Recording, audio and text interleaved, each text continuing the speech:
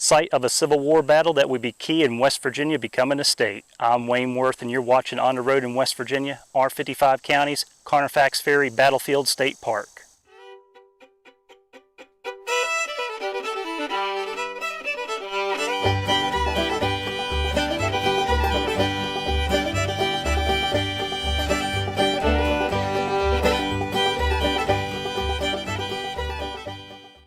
To understand the significance of this 156-acre state park, you first have to understand the significance of the Civil War battle that took place here. It was 1861 and meetings were being held to organize a restored government of Virginia that would be loyal to the Union.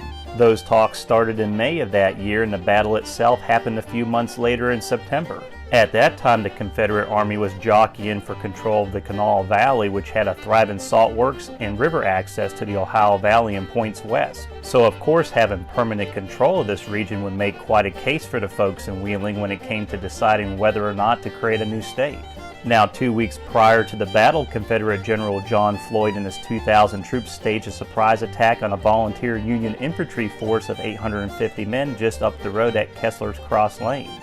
With the Union troops being outnumbered, the Battle of Kessler's Cross Lanes only lasted 45 minutes. Floyd and his army then set up shop at Henry Patterson's farm, which overlooked Carnifex Ferry. Of course, with 2,000 Confederate troops heading his way, Henry and his family would get out of Dodge. To gain back control of Carnifex Ferry, Union General William S. Rosecrans and his 7,000 troops made their way from Summersville and engaged Floyd's rebel forces on September 10, 1861.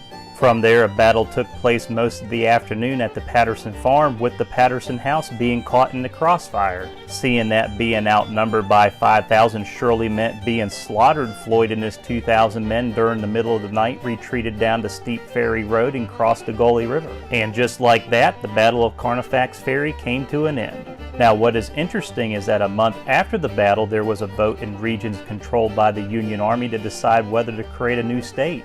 And guess what? It got a thumbs up. Today, West Virginia is a state, and the battlefield at Carnifex Ferry is one of our state's oldest state parks. Now, the park has made some improvements since 1931, with both the state purchasing the Patterson farm in 1935 and when old Henry Patterson's grandson, Okie Patterson, provided additional state funds while governor in 1950. But nothing brings you back to 1861 like bullet holes in old Henry's house. Pretty cool for a day park. I'm Wayne Worth, and until next time, always remember, wherever there is beauty, there is always a venture. And wherever there is a venture, there is always a story.